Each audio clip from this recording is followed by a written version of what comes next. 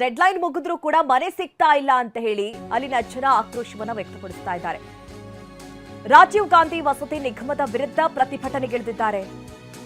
ವಸತಿ ನಿಗಮದ ಎದುರು ಫಲಾನುಭವಿಗಳು ಆಕ್ರೋಶವನ್ನ ಹೊರಹಾಕ್ತಾ ಇದ್ದಾರೆ. ನೋಡಿ, ಜನವರಿ 31ರ ಒಳಗೆ ಮನೆ ನೀಡುವುದಾಗಿ ಅಧಿಕಾರಿಗಳು ಭರವಸೆ ಕೊಟ್ಟಿದ್ರು.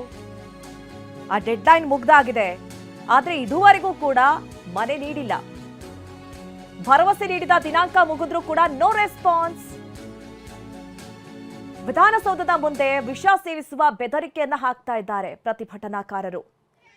ನೋಡಿ, ರಾಜೀವ್ ಗಾಂಧಿ ವಸತಿ ಯೋಜನೆಯಿಂದ ಯಾರೆಲ್ಲ ಫಲಾನುಭವಿಗಳಿದ್ರು, ಡೆಡ್ಲೈನ್ ಮುಗಿದ್ರೂ ಕೂಡ ಅವರಿಗೆ ಮನೆ ಸಿಕ್ಕಿಲ್ಲ. ಅಧಿಕಾರಿಗಳನ್ನ ಕೇಳಿದ್ರೆ ಕ್ಯಾರೆ ಅಂತ ಇಲ್ಲ. ಹಾಗಾಗಿ ಫಲಾನುಭವಿಗಳು ಈಗ ಪ್ರತಿಭಟನೆಗಿಳಿದಿದ್ದಾರೆ.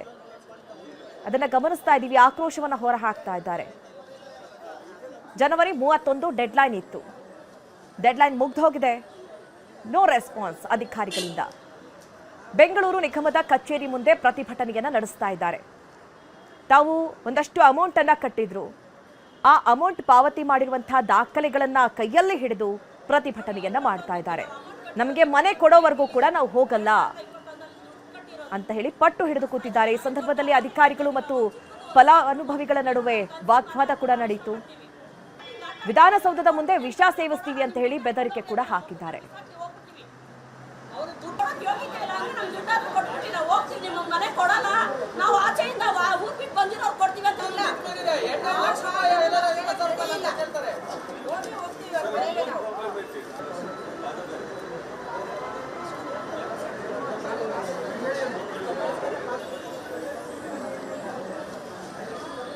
ನೋಡ್ತಾ ಇದ್ದೀವಿ, ಇವರೆಲ್ಲರೂ ಕೂಡ ಫಲಾನುಭವಿಗಳು. ಈಗಾಗಲೇ ರಾಜೀವ್ ಗಾಂಧಿ ವಸತಿ ಯೋಜನೆಯಿಂದ ಅವರಿಗೆ ಅಂತ ಹೇಳಿ ಮನೆ ಸಿಕ್ಕಿದೆ. ಅಂದ್ರೆ ಫಲಾನುಭವಿಗಳವರು ಇದಿಷ್ಟು ಅಮೌಂಟ್ ಅಂತ ಹೇಳಿ ಕೂಡ ಕಟ್ಟಿದ್ದಾರೆ. ಬೇಸಿಕ್ ಅಮೌಂಟ್ ಅನ್ನ ಕೂಡ ಕಟ್ಟಿದ್ದಾರೆ. ಅದಾದ್ಮೇಲೂ ಕೂಡ ಡೆಡ್ಲೈನ್ ಮುಗಿದ್ರೂ ಕೂಡ ಅವರಿಗೆ ಮನೆಯನ್ನ ಹಂಚಿಕೆ ಮಾಡಿಲ್ಲ. ಈ ಬಗ್ಗೆ ಅಧಿಕಾರಿಗಳನ್ನ ಕೇಳಿದ್ರೆ ಅಧಿಕಾರಿಗಳಿಂದ ಯಾವುದೇ ರೀತಿ ರೆಸ್ಪಾನ್ಸ್ ಬರ್ತಾ ಇಲ್ಲ. ಹೀಗಾಗಿ ನಮಗೆ ಮನೆ ಕೊಡ್ಲೇಬೇಕು ಅಂತ ಹೇಳಿ ಇವತ್ತು ಪಟ್ಟು ಹಿಡಿದು ಕೂತಿದ್ರು. ಒಂದು ವೇಳೆ ಮನೆ ಕೊಡದೇ ಇದ್ರೆ ವಿಧಾನಸೌಧದ ಮುಂದೆ ವಿಷ ಸೇವಿಸ್ತೀವಿ ಅಂತ ಹೇಳಿ ಬೆದರಿಕೆ ಕೂಡ ಒಡ್ಡಿದ್ದಾರೆ. ಅವರೆಲ್ಲ ಏನು ಕೈಯಲ್ಲಿ ದಾಖಲೆಗಳನ್ನ ಹಿಡಿದಿದ್ದಾರೆ.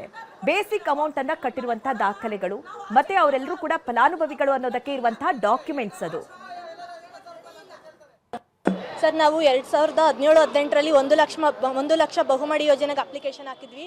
ಅದು ಮತ್ತೆ ಕ್ಯಾನ್ಸಲ್ ಆಯಿತು ಸಿದ್ದರಾಮಯ್ಯ ಸರ್ ಸರ್ಕಾರ ಇದ್ದಾಗ. ಮತ್ತೆ ಇವರು ಬೊಮ್ಮಾಯಿ ಸರ್ಕಾರ ಬಂದಾಗ 2021-22ರಲ್ಲಿ ಮತ್ತೆ ಅಪ್ಲಿಕೇಶನ್ ಕರೆದ್ರು. ಅದನ್ನು ಇದು ಮಾಡಿ ಮತ್ತೆ ಅಪ್ಲಿಕೇಶನ್ ಹಾಕಿದ್ವಿ. ಮತ್ತೆ 1 ಲಕ್ಷ ಪಾವತಿ ಒಂದ್ಕೆ ಹಣ ಕಟ್ಟಿ ಡೆಪಾಸಿಟ್ ಅಂತ ಹೇಳಿದ್ರು.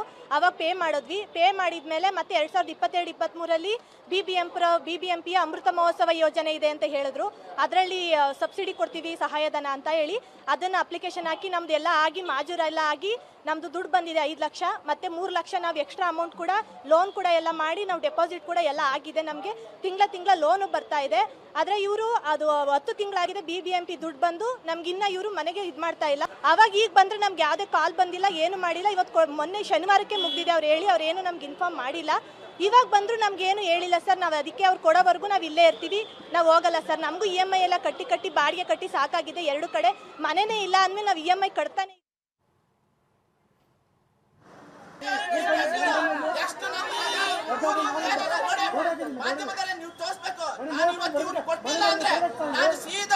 ಅಸೆಂಬ್ಲಿ ಹತ್ರ ಹೋಗ್ತೀನಿ, ಅಲ್ಲೇ ನಾನು ಸೂಸೈಡ್ ಮಾಡ್ಕೊಳಕ್ ನಾನು ಪ್ರಯತ್ನ ಪಡ್ತೀನಿ.